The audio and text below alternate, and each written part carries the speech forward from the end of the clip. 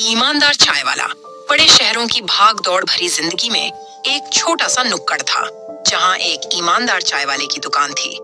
उसका नाम रामलाल था, लेकिन आसपास के लोग उसे चाचा रामलाल कहकर बुलाते थे। उसकी चाय की दुकान कोई आलीशान जगह नहीं थी, बस एक पुरानी लकड़ी की टेबल, कुछ बेंचें और एक बड़ा सा चूल्हा। मगर उसकी चाय का स्वाद ऐसा था कि हर कोई बार बार लौट कर आता था।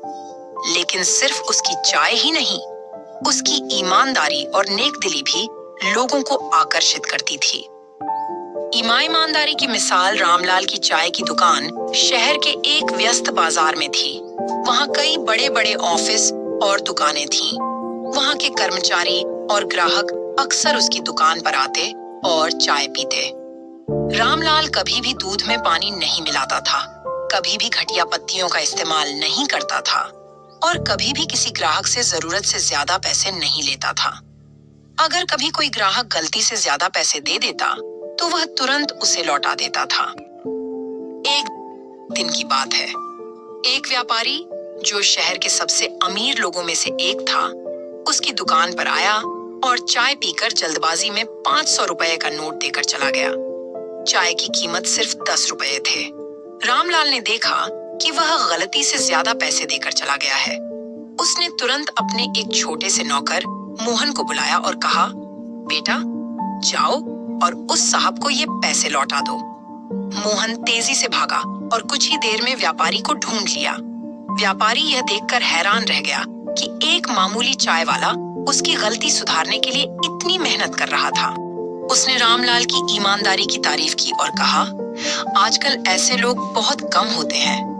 तुम्हारी चाय जितनी स्वादिष्ट है, तुम्हारा दिल उससे भी ज्यादा साफ है। चाय की दुकान और संघर्ष रामलाल की जिंदगी आसान नहीं थी।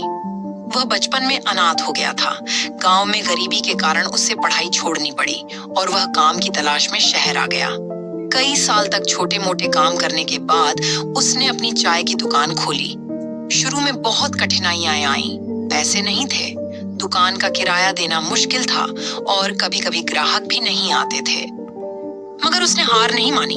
वह रोज सुबह 4 बजे उठकर खुद ताजा दूध लेने जाता था, अच्छे चाय पत्ते चुनता था और फिर अपनी दुकान पर आकर चाय बनाता था। उसका नियम था, गुणवत्ता से कोई समझौता नहीं। चाहे कोई अमीर हो या गरीब, हर किसी को वह समान प्यार और सम्मान से चाय परोसता था। एक बड़ा इम्तिहान एक दिन कुछ गुंडे उसकी दुकान पर आए और बोले, हर दुकान वाले को हमें हफ्ता देना पड़ता है, नहीं तो दुकान तोड़ देंगे। रामलाल ने दृढ़ता से जवाब दिया, मैं मेहनत से कमाता हूँ और किसी को बेवजह पैसे नहीं दूंगा। गुंडों ने उसे धमकाया और दुकान में तोड़फोड़ करने लगे। तभी वहां कुछ स्थानीय लोग इकट्ठा हो गए जो रोज उसकी चाय पीने आते थे। उन्होंने मिलकर गुंडों को भगा दिया। उन लोगों ने कहा, रामलाल चाचा, तुम हमारे लिए सिर्फ चाय वाले नहीं हो, बल्कि हमारे अपने हो। जब तक हम हैं, तुम्हारी दुकान पर कोई आंच नहीं आने देंगे।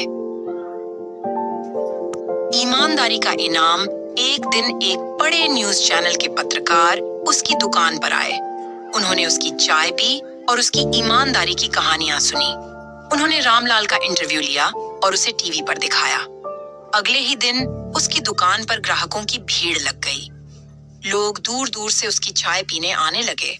उसकी दुकान इतनी मशहूर हो गई कि उसे बड़ा करना पड़ा। लेकिन सबसे अच्छी बात यह हुई कि एक बड़े होटल के मालिक ने उसे अपने होटल में चाय बनाने का ऑफर दिया। रामलाल ने यह ऑफर यह कहकर ठुकरा दिया, मेरा असली सुख अपनी छोटी सी दुकान में है, जहां मैं अपने ग्राहकों से हंसी मजाक कर सकता हूँ, उनकी परेशानियां सुन सकता हूँ और अपनी तरह से चाय बना सकता हूँ। पैसे से ज्यादा मेरे लिए मेरे ग्राहकों का प्यार जरूरी है। सफलता की मिठास समय बीतता गया और रामलाल की दुकान चाचा रामलाल की चाय के नाम से मशहूर हो गई। उसकी ईमानदारी और मेहनत ने उसे कामयाबी की उस ऊंचाई तक पहुंचा दिया, जहां लोग सिर्फ पैसे से नहीं, बल्कि अपने अच्छे कर्मों से पहुंचते हैं। आज भी अगर आप उस शहर में जाएं और किसी से सबसे अच्छी चाय के बारे में पूछें, तो वे आपको चाचा रामलाल की दुकान का पता देंगे। और जब आप वहां जाकर एक कप चाय लेंगे, तो आपको उसमें सिर्फ दूध, चाय पत्ती और चीनी ही नहीं, बल्कि ईमानदारी, मेहनत और सच्चाई का स्वाद भी मिलेगा। थैंक्स फॉर वॉचिंग दोस्तों।